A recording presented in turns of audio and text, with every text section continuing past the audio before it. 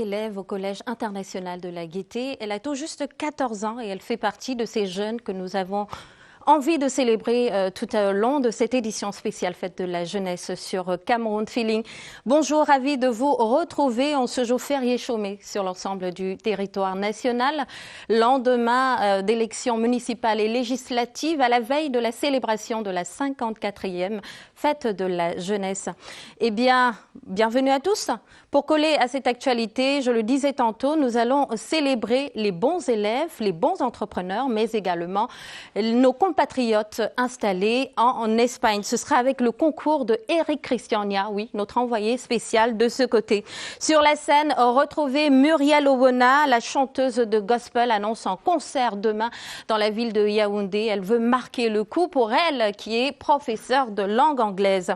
Théophile Tonga, le musicien, sera lui également de la partie, sera là pour nous annoncer également les couleurs de son passage à l'espace Ama demain à Yaoundé. Et l'autre artiste que nous recevrons, et pas des moindres, c'est un jeune artiste autodidacte, un peintre, j'allais dire, Renaud Martin, utilise des matières sèches, le fil à sécher, la terre et parfois même le charbon pour réaliser de magnifiques toiles. Allez, tout de suite, je vous propose d'aller mordre d'abord dans ces beignets concoctés, cuisinés par 3 jeunes Camerounais au quartier Biteng à Yaoundé. C'est dans le 4e arrondissement.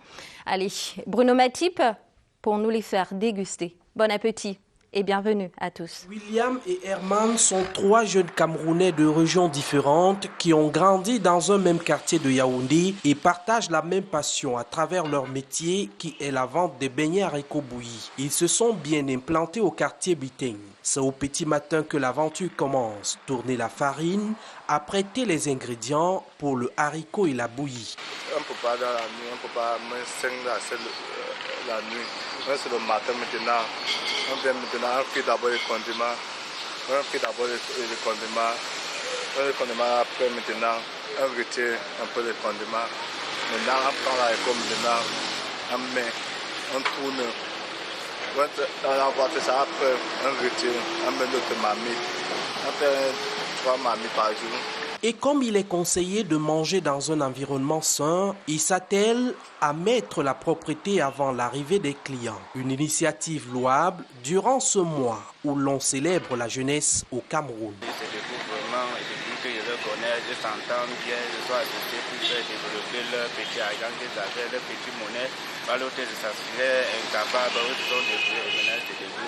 Ils ont aussi pris les petits enfants comme leur pour les et ils leur donnent aussi leur part de beignets chaque matin et ils leur soldent un peu d'argent. Et leurs repas sont très bien. C'est très appréciable ici au quartier. Parce qu'aujourd'hui, on a vu que dans le problème de travail, de métier, il n'y a pas que les femmes maintenant qui font ceci ou cela. Ces jeunes nous impressionnent. Ils font les beignets plus que les femmes. Et les beignets sont bien, ils sont serviables, ils sont gentils. Ils comprennent les problèmes de tout le monde, vraiment. On n'a qu'à les encourager. L'exemple de ces 3 jeunes suscite l'admiration. Ils tiennent vraiment la flamme de la jeunesse. Parce que nous sommes fiers d'y être. Nous sommes fiers de venir manger chaque matin, puisqu'ils le font comme des femmes, plus que des femmes, même comme des chefs. Et ce fait nous encourage aussi à créer d'autres activités. Certes, nous ne sommes pas cuisiniers, on ne sait pas aussi faire la cuisine. Ça nous mène aussi l'esprit d'entrepreneuriat à nous et permettre à ce que nous puissions aussi être créatifs. Une preuve vivante qui montre à suffisance qu'il n'existe pas de métier spécifique pour hommes ou femmes et qu'on gagne bien sa vie dans le secteur informel. En arrivant ce matin, j'ai croisé pas mal de Camerounais installés dans les différents carrefours, le long de mon itinéraire en tout cas, qui mangeaient déjà ces BBH, beignets bouillis haricots, le petit déjeuner de la couche populaire au Cameroun. Bon appétit en tout cas et bravo à ces jeunes qui n'attendent pas toujours que l'État fasse quelque chose pour eux. En attendant la grande parade de demain, ce sera au boulevard du 20 mai à partir de 10h, événement que vous pourrez vivre sur nos antennes bien sûr. Cameroun Feeling continue à inventer et à célébrer le génie créatif, l'inventivité, le savoir-faire de la jeunesse camerounaise. Et c'est l'une des raisons pour lesquelles nous avons convié sur ce plateau Stéphane Kwam. Son truc à lui, c'est le packaging. Entendez l'ensemble des techniques de conditionnement et d'emballage d'un produit utilisé principalement pour mettre en valeur un produit. Il en a fait son métier et ça marche. Il est ce matin sur notre antenne. Bonjour Stéphane Kouam. Bonjour Rose et bonjour à tous les téléspectateurs. Vous allez bien? J'aurais bien bien voulu dire Hamgaka. À Piagne. Ah, merci. Vous allez bien? Vous le disiez tantôt. Oui. Ça a été la veille, dimanche. Vous avez fait quoi concrètement? C'était un dimanche, comme tous les Camerounais le savent, très important, électoral, dont j'ai exercé mon devoir politique. Et puis j'ai passé du temps avec madame et les enfants. Ah, super. Ouais. J'imagine que madame vous regarde en ce moment. Elle doit être fière de l'homme qu'elle a à ses côtés. Je précise aussi que vous êtes enseignant. Hein, Oui, au-delà effectivement. d'être entrepreneur. Oui, je suis enseignant des matières autour de la création d'entreprises. Ce qui est bien. Oui. Et ça se passe comment? Ça se passe très bien parce que de plus en plus, la jeunesse camerounaise s'intéresse à l'entrepreneuriat. Les jeunes ont compris qu'ils peuvent oser, comme le chef de l'État nous l'a demandé. Ils se lancent et donc nous qui avons commencé un peu plus tôt, on se fait un plaisir de les guider. On ne cherche pas seulement le NCAP, hein, le Tchélé. Non, ça va au-delà parce que la jeunesse camerounaise est très créative et là maintenant il est question de pouvoir le démontrer. Et elle démontre sa capacité à créer, à innover. Alors dis-nous quelles sont les raisons qui vous ont poussé dans ce domaine, à vous lancer dans le packaging en particulier? Oui, les raisons sont assez nombreuses, mais pour faire rapide, on va dire que nous avons constaté que les produits made in Cameroun avaient beaucoup de mal à percer sur les marchés autant locaux qu'internationaux. Et pourquoi, selon vous? Parce que justement, le packaging leur faisait défaut et que la concurrence venant de l'extérieur faisait en sorte qu'ils ne faisaient pas l'allure face au marché. Et donc, nous avons commencé à chercher des solutions, à essayer de faire en sorte que les produits qui sont faits au Cameroun aient au moins la même allure, sinon même meilleure allure que les produits qui sont importés. Alors, vous allez faire du copier-coller ou bien vous allez apporter votre petite signature là? C'est ça qui fait toute la différence. C'est pas du copier-coller, c'est des emballages qui sont pour la plupart inspirés de notre identité culturelle locale. La plupart du temps. En tout cas, vous êtes venu avec quelques-unes de vos réalisations qu'on a la possibilité de voir. Est-ce que c'est facile? Non, c'est pas facile, mais c'est pas impossible. Et ça nous suffit pour tous les jours continuer à essayer de faire mieux. Qu'est-ce qui vous suffit? La rage, la passion? La passion, l'envie de réussir ce challenge, l'envie d'avoir dans les rayons des supermarchés des produits qui sont faits ici et qui ne sont pas différents des autres produits. Alors, quand un jeune qui vient de se lancer dans l'entrepreneuriat vous sollicite, est-ce que vous allez prendre la peine de lui dire de mettre l'accent sur la qualité de son produit également? Parce que parfois, on a le beau packaging, mais quand on achète le produit, c'est tout sauf comestible. Vous avez tout à fait raison, Rose. Tout commence par le contenu. Ce n'est pas par l'emballage. Si vous avez le meilleur emballage et que le contenu n'est pas bon, le client qui va essayer parce que l'emballage l'a attiré va très vite déchanter. Donc, la première étape, c'est d'avoir un très bon produit. Même dans les cours que nous donnons à ceux qui essayent de suivre le parcours entrepreneurial, nous leur disons, la première étape, c'est le produit. L'emballage vient un peu après. Il est important parce que c'est ça qui est le premier contact entre le client et le produit. Mais il faut que le produit à l'intérieur soit de très bonne qualité. Et vous prenez souvent la peine de goûter? Parce qu'on ne sait jamais. Bon, il faut dire qu'on ne peut pas faire tous les métiers à la fois. Mais une fois que nous avons donné l'orientation, notre job, c'est de créer l'emballage. Mais est-ce que ça a toujours été ça, votre désir, vous lancer dans le packaging? Qu'est-ce que vous faisiez avant? Au départ, je ne faisais pas dans l'emballage. J'ai commencé par faire l'agroalimentaire. J'ai produit un produit que je mets qui est actuellement sur le marché. Des chips à base de noix de coco. De noix de coco. Noix de coco, coco de noix. Hein? Un big up à nos frères des DEA. Ouais. Voilà, justement, ça nous vient de là. Donc, nous avons créé ce produit et nous avons fait face à la difficulté de le conditionner de façon professionnelle et de façon commerciale. Alors, j'imagine que parce que vous vous démarquez dans le conditionnement et l'emballage des produits, vous êtes plein aux as? Je ne sais pas si je peux dire que je suis plein aux as. En tout cas, je ne me plains pas. Hein, vous êtes bien, en fait, visiblement, vous avez des joues pleines, un ventre arrondi. Généralement, chez nous, on dit que quand on a ces signes extérieurs de richesse, ça veut dire qu'on est plein aux as, qu'on a réussi. Je ne sais pas. Je laisse le soin à ceux qui m'observent de dire si j'ai fait ceci ou cela. Mais par contre, je sais que ce parcours entrepreneurial m'a beaucoup apporté. Je me nourris de ça et j'ai quand même le minimum. Allez, on va rester ensemble. Hein. On n'a pas encore achevé cette édition spéciale Fête de la jeunesse sur Cameroun Feeling. Nous allons aller voir à présent comment est-ce que la délégation régionale du ministère de la Jeunesse et de l'Éducation civique de Garoua dans le Nord aide les jeunes à sortir du chômage. C'est un reportage qui a été réalisé par Djou Leka Oumaro Alioum de Sir TV Nord. L'initiative Youth Connect, un autre moyen d'encadrement de la jeunesse qui leur permettra à coup sûr d'être connectés sur les différentes opportunités afin d'atteindre leur autonomie. Cette initiative a pris corps dans certains pays. Dans le village jeunesse, nous allons à disposition des initiatives des jeunes de CMPJ ainsi que des jeunes bénéficiaires des projets. Autre innovation, la formation des jeunes conducteurs de moto-taxi au réarmement moral, aux gestes de premier secours et à l'entrepreneuriat. L'on va également assister en cette 54e édition de la fête de la jeunesse à une marche de la paix assortie à une prière interreligieuse vu le contexte de l'heure marqué par les élections législatives et municipales. Implémenter la décentralisation mais également de pouvoir faire participer tous les jeunes au niveau des arrondissements, au niveau des établissements scolaires. Aussi les mototaximans, c'est vraiment une fête où l'unité, le vivre ensemble, la décentralisation, mais un certain professionnalisme également vont affleurer. Des messages de civisme, de sensibilisation et de mobilisation des jeunes de la région du Nord à prendre en compte pendant la onzaine de la jeunesse qui correspond à la semaine des élections du double scrutin du 9 février prochain.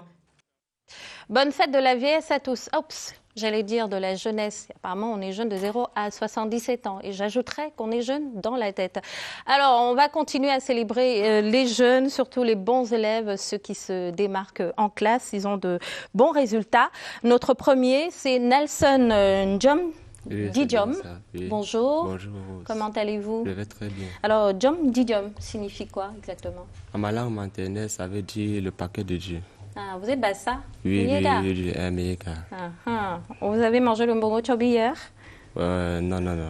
Alors vous êtes élève au lycée technique Charles Tangana. Oui, c'est bien ça. Alors je sais que généralement on va organiser des activités là-bas, parmi lesquelles les kermesses. Vous étiez à la kermesse samedi dernier? Non, je n'ai pas participé à la kermesse cette année. Manque de temps et tout. Les parents ont refusé, c'est ça? Non, moi-même, je n'ai pas voulu m'y rendre. Alors, vous êtes inscrit en classe de terminale F4 génie civil, option bâtiment. Oui. Et vous êtes troisième de votre classe avec une moyenne de 11,94. Exactement. Dites-nous, commencez déjà par nous dire pourquoi vous avez choisi le génie civil. Bon, j'ai choisi le génie civil parce que, à la base, d'abord, dans la filière génie civil, il y a du dessin bâtiment. Et moi, j'aime tout ce qui a trait au dessin. C'est l'une de mes orientations vers cette filière. En plus de cela, les parents m'ont convaincu à travers leurs arguments. Les parents qui choisissent toujours pour les enfants. Non, ils m'ont convaincu, je suis satisfait de ce choix. D'accord. Oui. Et ça se passe comment à l'école? Bon, pour un début, vu que j'étais dans l'enseignement général, quand je suis arrivé en seconde, c'était pas facile de trouver mes repères. Cela s'est manifesté en première, où j'ai dû reprendre la classe, mais actuellement, je m'en sors plutôt bien. Ouais, je pense que ça pourrait aller pour mon examen de baccalauréat. Alors, en classe, avec les professeurs, avec les enseignants, ils vont généralement mettre l'accent sur quoi? Vous avez aussi des lacunes, j'imagine. Bon, moi, j'ai beaucoup plus de lacunes dans certaines de mes matières professionnelles. Oui. Bon, en ce qui concerne les matières d'enseignement général, ça va plutôt très bien. Comme je l'ai dit tout à l'heure, je sors de l'enseignement général, donc j'ai de bonnes bases. Mais il faut que je relève juste le niveau en ce qui concerne les matières d'enseignement professionnel et aussi la pratique sur le terrain. Alors, quand je vous ai rencontré vendredi dernier à votre établissement scolaire, vous m'avez laissé entendre que vous aviez cette faculté vous aviez la possibilité de retenir à l'instant, mais 2-3 mois passés, vous avez oublié. Oui. C'est un peu comme ça que ma mémoire fonctionne.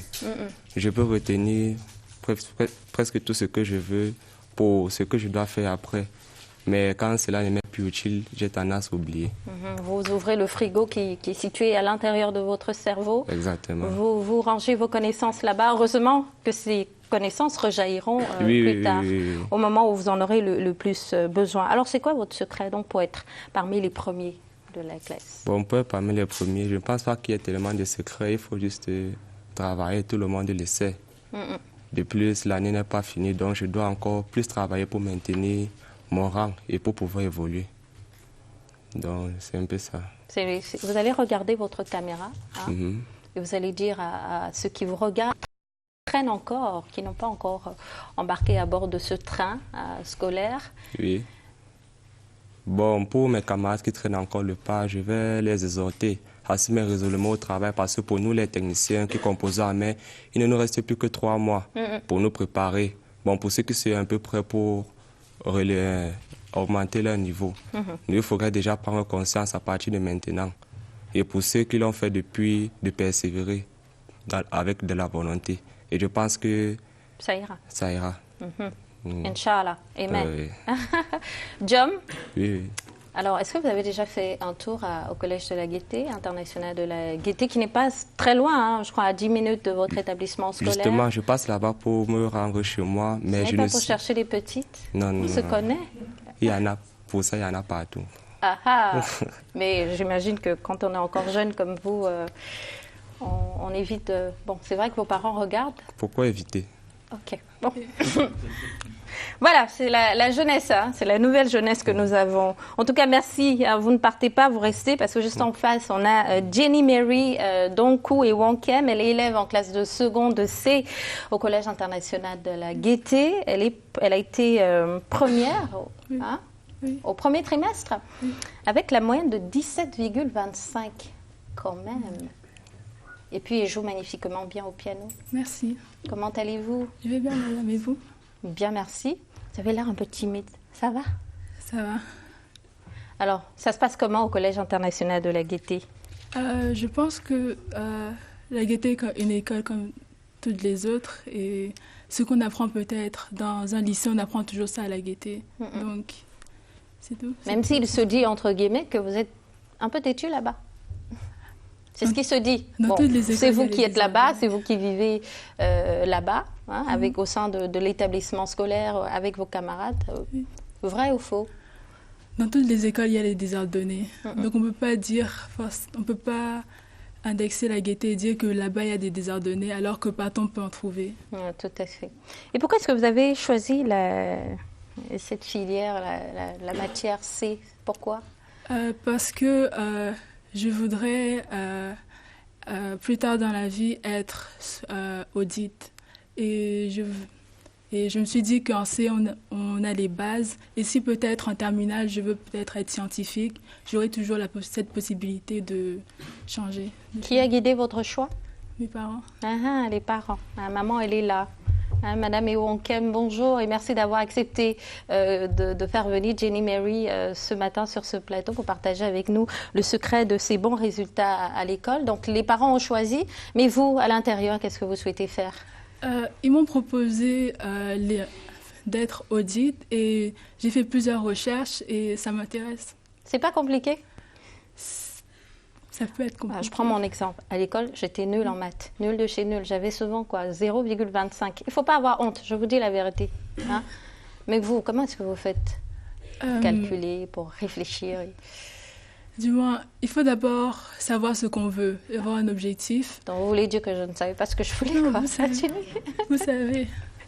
D'accord. Il faut vraiment travailler dur pour pouvoir atteindre cet objectif. Si par exemple, vous n'avez pas d'objectif, sûrement, vous allez commencer à déranger et tout ça. Mais je crois que tout part de la base aussi. Oui, c'est de la base. De la base.